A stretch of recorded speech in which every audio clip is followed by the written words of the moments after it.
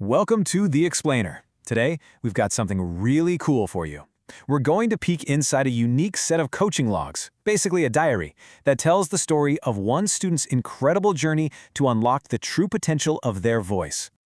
So, right off the bat, this was the student's goal.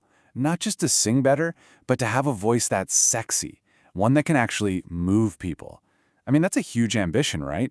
It tells you this isn't just about hitting the right notes. It's about something much, much deeper. Okay, so let's start at the beginning. Section 1, the quest for a voice. Like any big journey, you've got to know where you're headed. And for this student, the destination was, well, it was crystal clear. And just look at this list. We're not talking about small goals here. This person wanted the whole package: perform live, sing with total ease, fill a 500-seat hall, and even master beatboxing. But the real core of it all, though, was to develop a voice that wasn't just technically good, but truly captivating, one that felt natural and effortless. But, it's never that easy, is it? The path to that amazing voice hit some serious roadblocks. And the really interesting part is where those roadblocks were coming from. Let's get into it.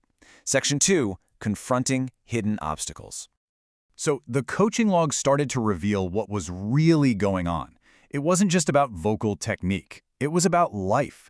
Facial tension from stress at work, jaw pain from clenching, feeling tired all afternoon, even a lack of sleep. All of this stuff was physically showing up in the voice. The student literally said their face felt frozen by the end of the day. How are you supposed to sing when you feel like that? And this is the big aha moment. The voice is a mirror to our overall well-being. It became super clear to the instructor that you can't just fix the voice in isolation. The vocal problems were just symptoms. To get to the root of it, they had to look at the whole person, the mind, the body, everything. Okay, so now that we know the real problem, what's the solution? This brings us to Section 3, the instructor's toolkit. The instructor put together this amazing collection of exercises. Some of them are pretty unusual, actually, all designed to tackle those root causes. So how do you fix these deep-rooted issues? Well, it wasn't just about practicing scales over and over. Nope. The real strategy was to basically rewire the student's physical habits, starting from the ground up, or, in this case, from the face out. Check this out. It's a simple facial warm-up, but it's incredibly powerful. First, you open your mouth and eyes as wide as you can, like you're trying to pull all the skin on your face towards the back of your head. Then, you do the opposite. Scrunch every single facial muscle inward towards your nose, like you just tasted a super sour lemon. You just alternate between those two. It sounds silly, but it's a game changer for waking up those tight, frozen muscles. And then there's this little gem. We all spend way too much time staring at screens, right? Well, that causes a ton of eye strain, which leads to facial tension. So the instructor prescribed the 20-20-20 rule. It's simple. Every 20 minutes, you look at something about 6 meters or 20 feet away for 20 seconds. It gives those tiny eye muscles a break, and believe it or not, that has a ripple effect that relaxes your whole face. All right, now for the really fun stuff.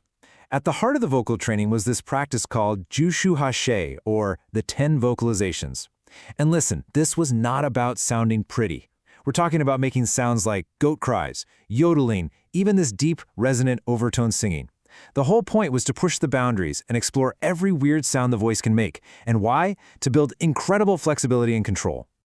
The articulation drills were just as creative. Think about this. Try saying kiki kukroko, but with your tongue held down between your bottom teeth and lip. It's super hard. The genius here is that by restricting one part of your mouth, you force other, weaker muscles to wake up and get stronger. It's like targeted strength training for your mouth. So, after all this work, the facial stretches, the weird sounds, the tongue twisters, did it actually pay off? You bet it did. This brings us to the best part. Section 4, finding a new voice. And this slide just says it all. You can see the shift from frustration to total freedom. The student used to say, "I couldn't do a shout." Then one day, out of nowhere at karaoke, a perfect shout just happened. No thinking, no trying, it just came out. Same with high notes. What used to be a huge struggle suddenly felt easy. These are those magical moments where all the hard work just clicks into place. And it wasn't just the student noticed. The instructor wrote in their own notes that the student was demonstrating an extremely high vocal range. So this wasn't just about fixing the problems anymore. This was about unlocking potential that was hidden there the whole time. And then you get this simple, powerful note in the log: I can do it now. Just perfect. This came right after the student nailed a really difficult singing technique, one they thought was impossible. That's not just a statement of fact, that's the sound of a massive personal victory. You can feel the excitement. So what's the big lesson here? That's what Section 5 is all about. Your voice is a journey. It shows that this whole thing isn't really about getting to some final perfect endpoint. It's about the process itself. So, let's wrap this up with the key takeaways.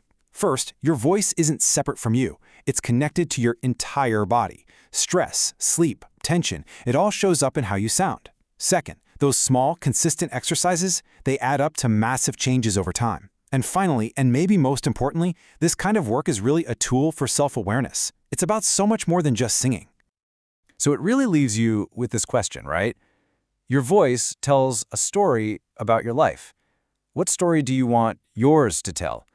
Because what this whole journey shows us is that by just paying a little more attention to our bodies, our habits, and what we really want, we can all start to find our own most authentic voice.